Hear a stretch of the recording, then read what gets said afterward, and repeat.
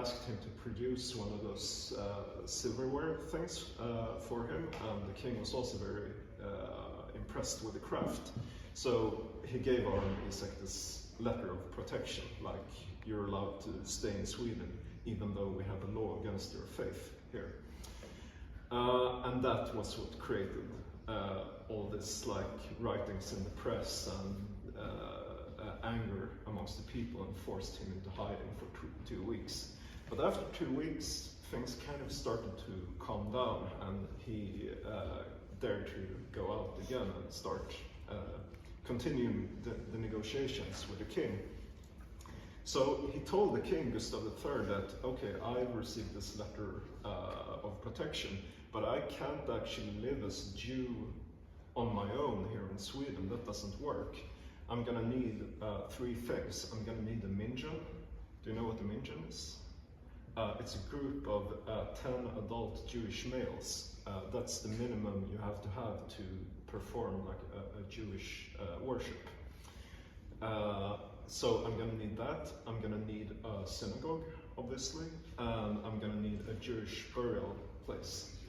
And remarkably, he was allowed to procure all those things from the king. So that was kind of a remarkable thing to achieve, because that, in practice, that means repealing church law that has been standing in Sweden for 100 years, over 100 years. So he kind of, he's an important historical character, not just for Jewish people in Sweden, but for the freedom of religion in Sweden in general. Like here on the balcony, and that's the original paint job from the beginning of the 19th century. Like the you know what that means, and the church, of course. So the church was skeptical for obvious reasons, like we don't want the religious pluralism, we don't want the competition from another religion. But the bourgeoisie, well, they kind of worked with trade and crafts, which are traditional, like Jewish areas to work within. So they were kind of afraid of competition, of jobs and that sort of thing. Jewish rule, maybe, something like that. Yeah, let's call it the Jewish rule. We actually have an original manuscript of the Jewish rule in a glass box over there that you can look at. It's from 1782.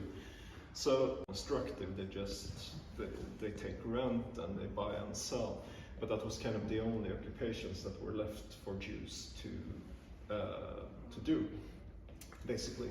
And the Jews also couldn't marry Christians.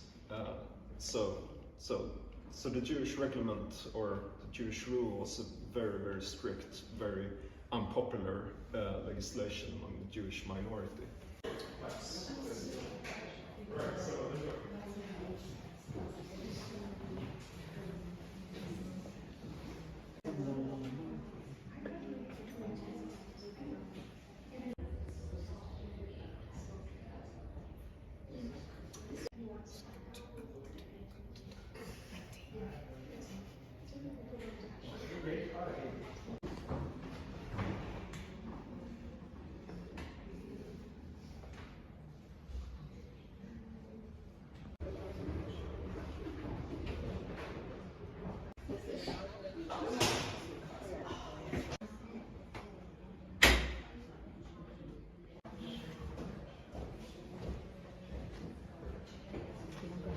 Ofta nu är det engelskt.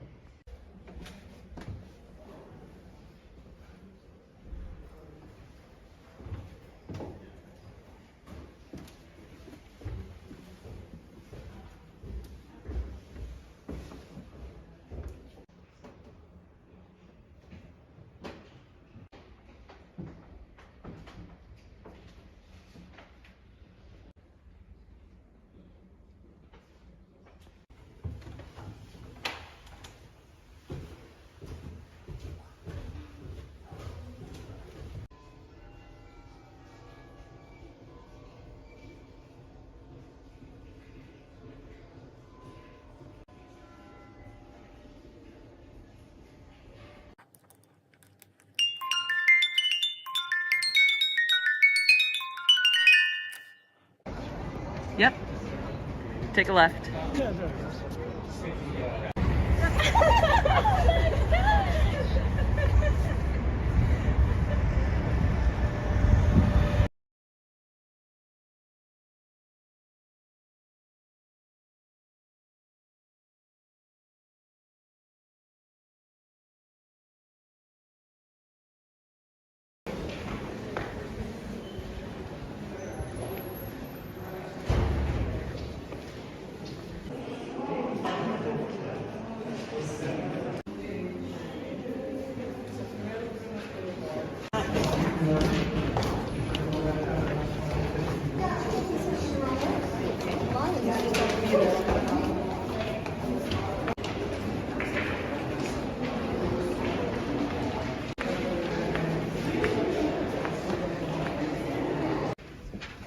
Row 3.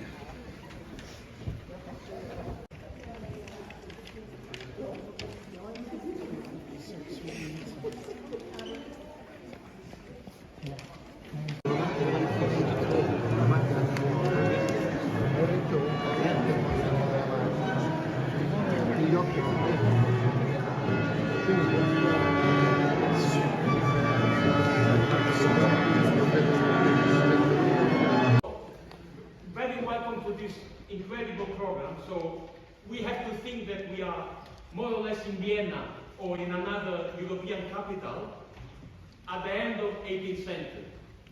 And what good people like you do every day? You know, bourgeois and noble people. This was the audience at that time. You know, peasants were in the fields. They couldn't afford to go to a concert. So people like you would go to the opera almost every night. Every time there was an opera at the opera theater, you would go. And then you would have dinner, you would talk about politics, economy, the war of Napoleon, Frederick of Prussia, you know, the main events. And then you would listen to this music and you would make your remarks about, did you listen to the last Mozart opera? Yes, very nice. And the last Haydn opera, oh yeah, this was really beautiful. This was the kind of cultural society. The society would develop around the opera theater. Everything took place around the opera theater. You know, love, hate, heritage, money, politics, music, of course. So let's try to find out. So usually you don't go to listen to a symphony. This is rather the exception. But, so let's try to find out. If you go to the opera, it's like watching television. Opera was the cinema of 18th century. So you learn a lot by going to the opera. You learn Italian, you learn the theater, you learn the dance, you learn the acting, you learn the character. You can see the prima donna crying, and then the proud tenor saying, I will marry her. So all this kind of stuff. And the music would accompany this kind of musical gestures. Then you go to listen to a symphony. What do you expect? Exactly the same. So you are going to listen to the soundtrack of a movie without the movie. But you know the movie, because you go to the movie every day. So if I sing Star Wars, everybody knows, no? And the spaceship and she's the beautiful queen, you know, and the story is always the same. American movie. Him, her, the other one. The father, the mother, the heritage, the money. They hate each other, they kick in the ass, they smash in the face. No? You know, where does it come from? It comes from a popular theater that you might be familiar with, which is called Commedia dell'arte, which was invented by the Italians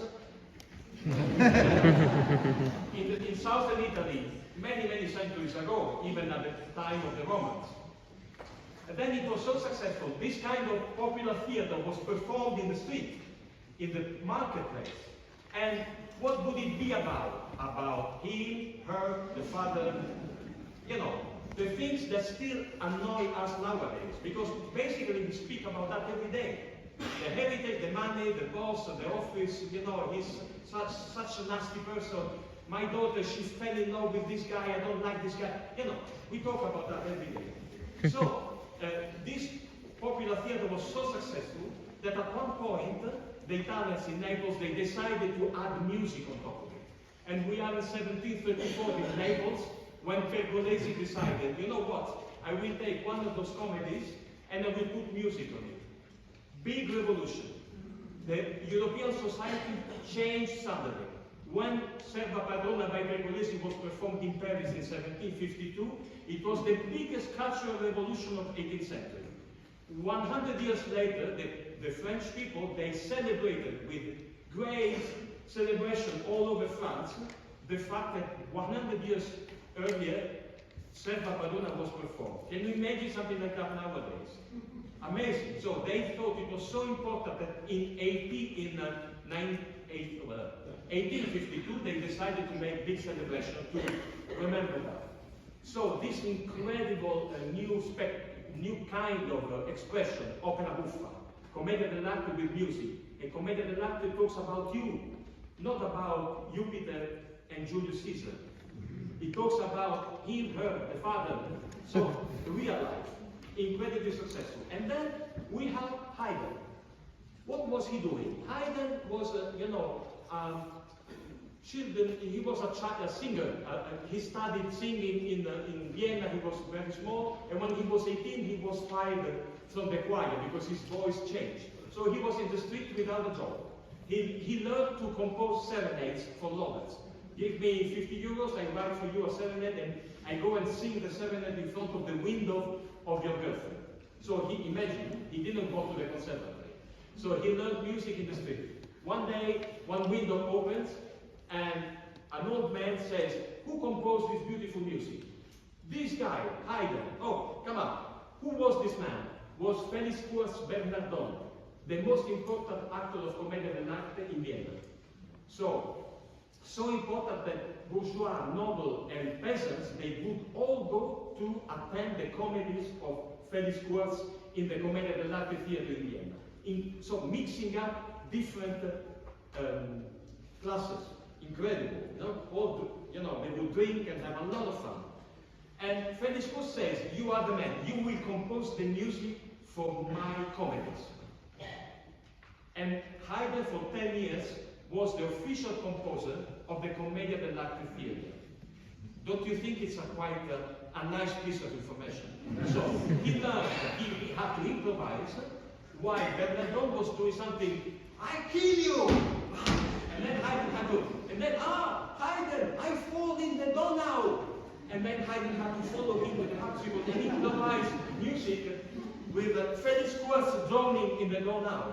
And then Felix Kurz would kick his son in the ass, and then suddenly you have a horn player doing so a completely new vocabulary was just born. How can I describe in music Bernardon smashing someone in the face? Okay, we need a new effect. Crescendo, diminuendo, fortissimo, pianissimo. And now we get to this symphony. So this symphony is completely crazy, just one movement. It was supposed to be an overture of an opera. It's the most crazy movement that you can think of. It's never played, so it's maybe for many of you it's a novelty. So it's a piece which is about violent attitude. Imagine this kind of story, the typical opera story. You are told that your wife is sleeping with someone else. Typical commedia dell'arte. Beginning, no? You start, how are you, John? Oh yeah, dude, I saw yesterday your wife with another guy. What? So, of course, you are furious, and you go and you try to look for your wife and the guy. And, of course, you are out of mind, and you shout. And, of course, they are trying to hide, and they are half naked in the catwalk. So, just like a cartoon. And everything is based on an obsessive kind of repetition.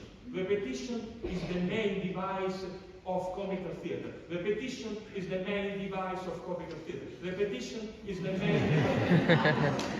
So, listen to this incredible. So we will play just a couple of fragments for you, just to put you in the right kind of atmosphere. So he's variating. And listen to this incredible beginning.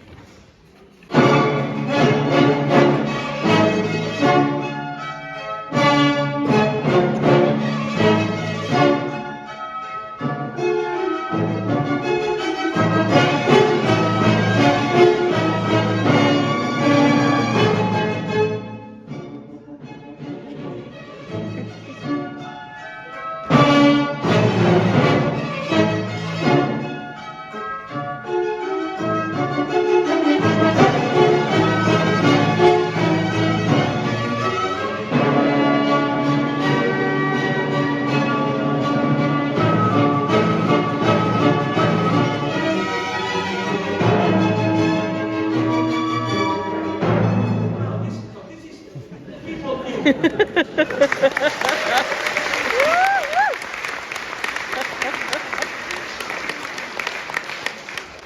is just to give you some new tools in order to enjoy tonight's concert. Now listen for a little bit later, the two lovers, half naked, they hide somewhere. But the jealous husband is looking for them. Listen to that, it's science fiction.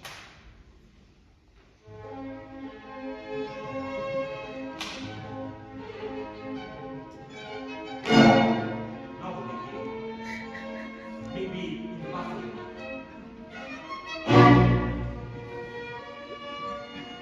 It's absurd. You can see the foot behind the curtain.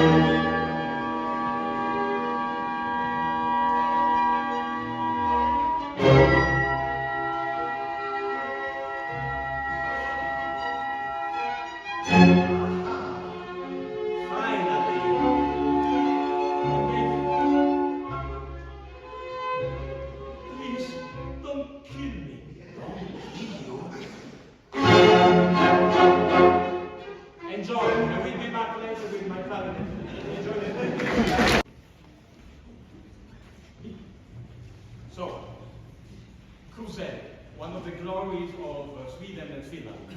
Born in Finland, from a Swedish family, then he was the director of the opera in Stockholm. He had been traveling around in Europe for many years, learning. He wanted to know what the mainstream music was supposed to be in Europe, so he went to Germany, to France, so he learned a lot. So he tried to find out what the audience loved. And then he learned a lot. He studied with great players. He studied composition with great composers. He learned a lot from Mozart and Haydn. And then he went back to Stockholm and he composed operas. He was translating Mozart opera from Italian to Swedish. Very beautiful translation, I am told, because as you might understand, I don't speak perfect Swedish. I didn't want to humiliate you, so but I think English is good enough for you. So he was a great composer, and for some funny reason, musicology decided that he was not so important, but we are against this theory. It's a fantastic piece. Now, it's a clarinet concerto, which is one of the funniest pieces that Krusell wrote, based on Commedia dell'arte again. So it's in 3 movements. So the first movement starts like that. Very angry character again. Unison of the orchestra full of sforzando and doors open.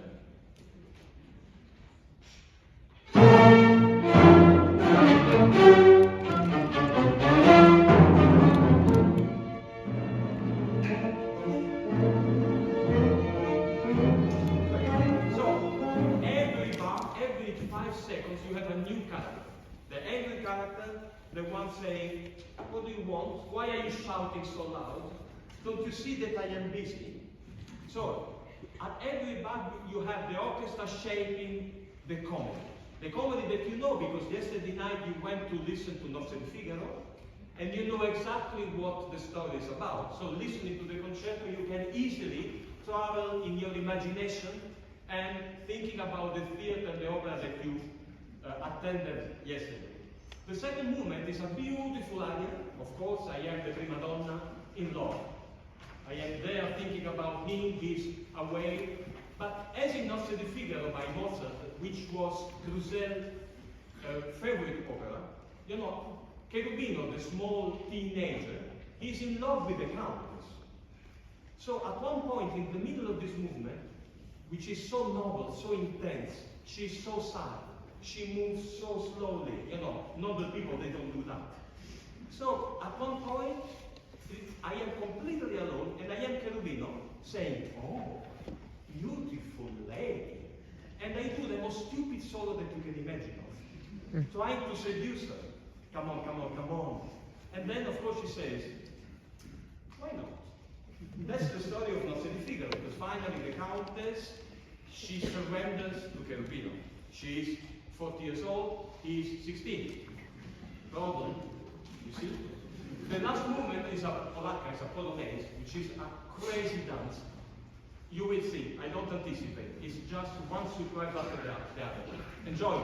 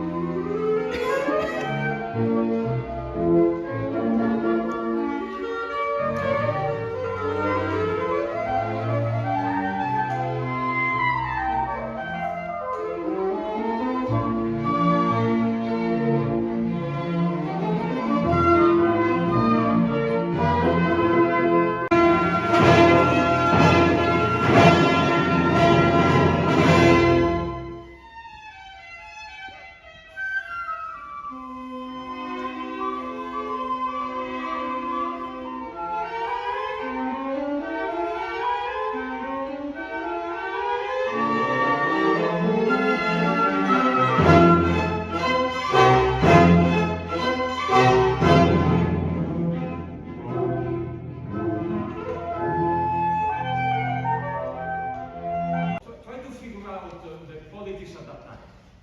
Austro-Hungarian Empire, Vienna, and just a few kilometers away, the Ottoman Empire. You know, during many centuries, there was this conflict between the Turkish Empire and the European empires, especially the Austro-Hungarians. There was a lot of fear. They had a lot of wars.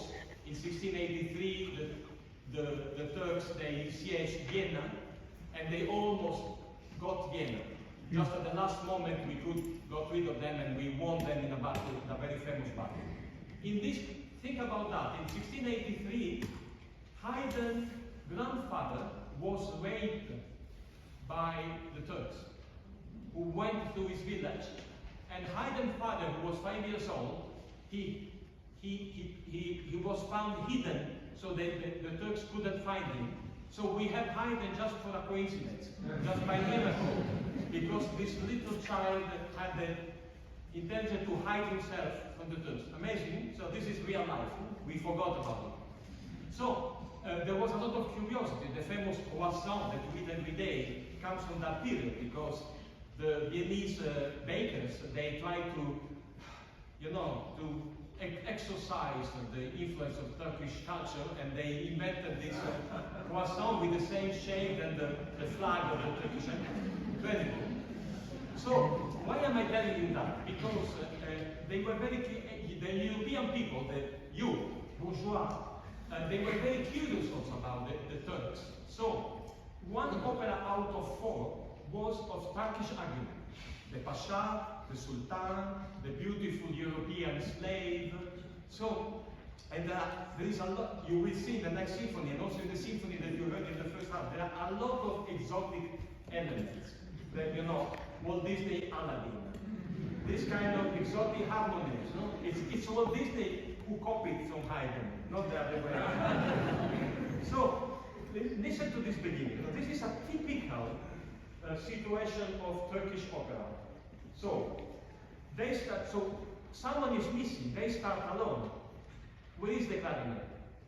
We know what it means. When you see 4 people and one is not playing, that one is hiding. So, and of course, someone is looking for it. We are exactly in Entführung aus dem Serail, the abduction from the Seraglio by Mozart, that Cosette loved. So they say, people like this opera. I will get some inspiration. So listen to this beginning. Try to imagine the fat Turkish guard of the harem looking for the 2 European slaves who are lovers.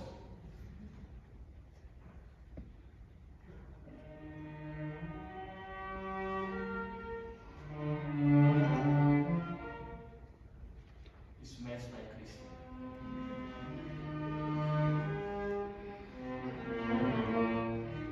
Then they are crying, no? Here we find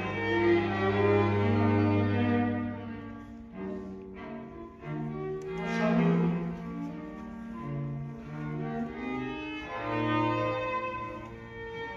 She cries. What shall we do?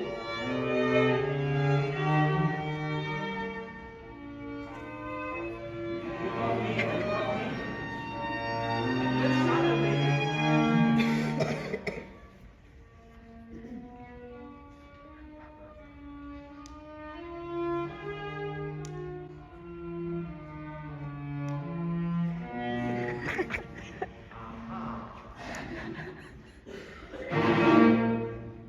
that's it. The third movement is the movement of the smash in the face. And we play just the first 2 bars. Listen to this gesture.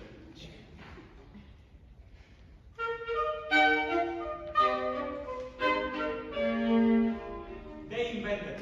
It didn't, when you listen to Bach or Handel, you speak about Jesus Christ. Jesus Christ doesn't smash you in the face. He doesn't give you kicks in the ass. Jesus Christ is, Jupiter, Julius Caesar. But now we are on earth and we need smash in the face. And here you say, why did you do that to me? Go away. And you will see. It's a 4 acts of a beautiful comedy. Enjoy.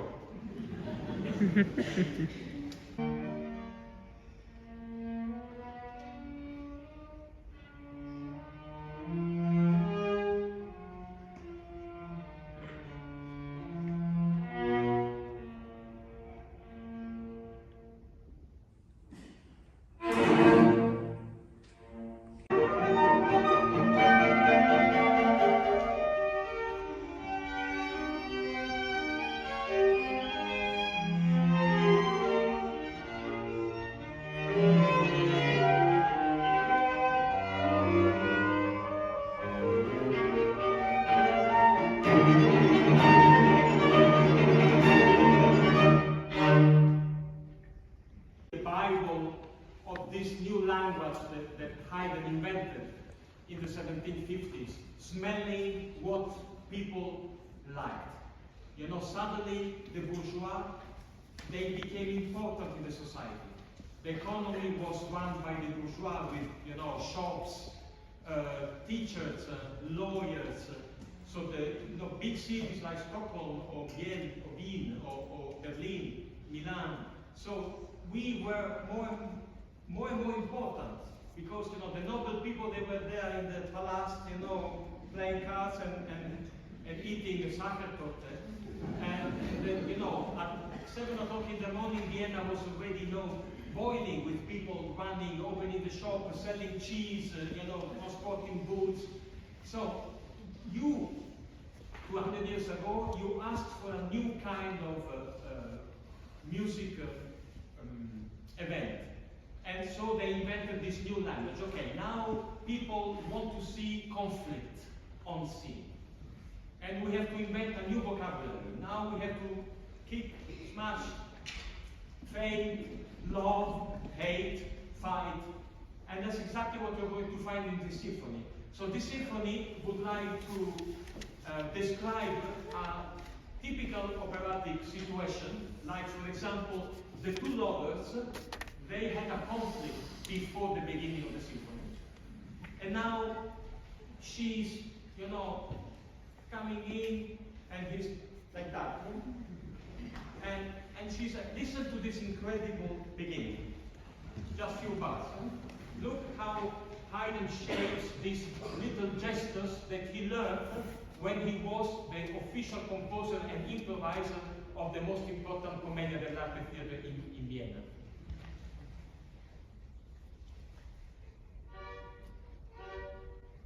She sees him.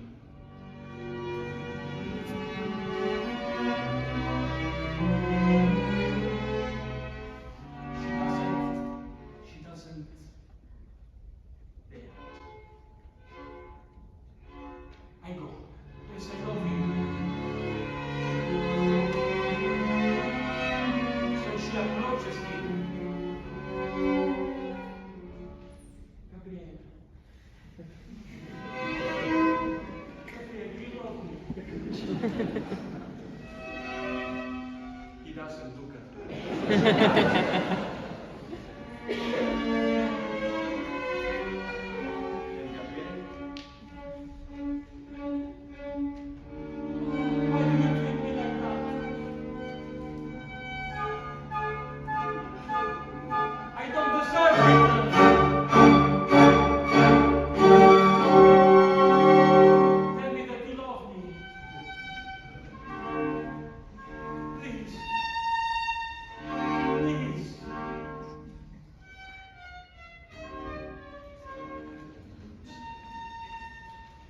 At this point, Gabrielle says, maybe I forgive her, and listen to the reaction of her. And you go on.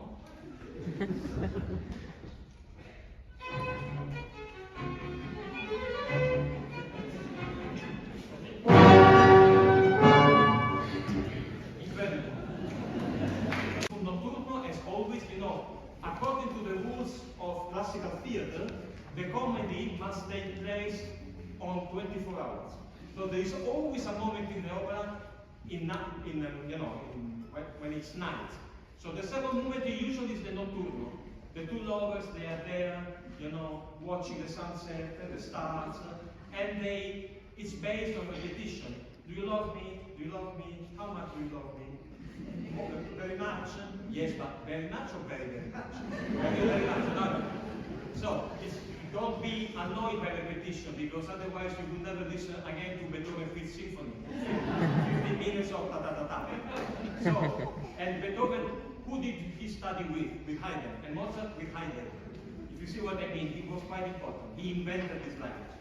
The third movement is the drunken movement, meaning at one point, like in Führung by Mozart, someone is drunk. And listen to that, because it's really, I will tell you just a story, that Haydn was the official composer of the Esterházy Prince, fat man. He wanted Haydn to compose opera and symphonies every day. So every week he wanted a new symphony.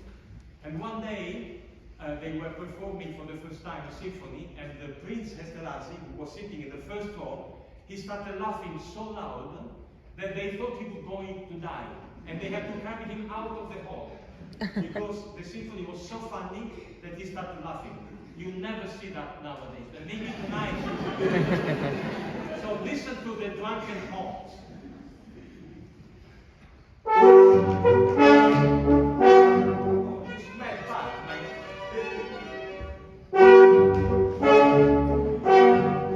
What shall I do with you?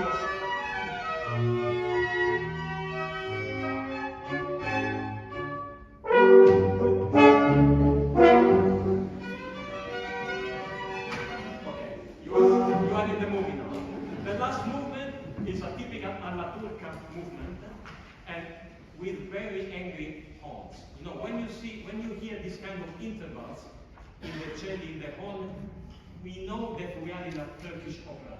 Because now the Turkish music, what the Viennese thought about Turkish music, came from popular music in the Balkans, in Yugoslavia, in Bulgaria, in Romania, a lot of Jewish musicians, Romanian musicians, and they would, klezmer music. And in klezmer music, we have a lot of those exotic intervals and these octaves of the double bass. So every time you hear this, you are going to hear that, you know that there is an angry Turk there, playing. So imagine, the first thing is the two European slaves who want to escape from the harem, and then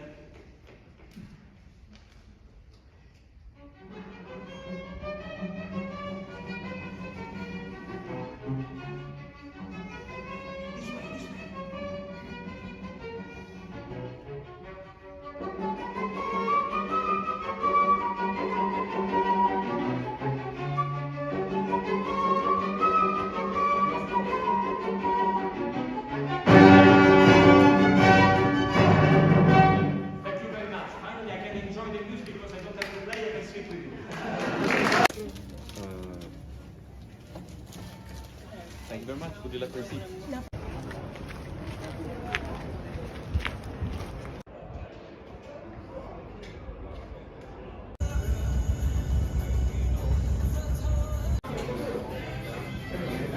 Here.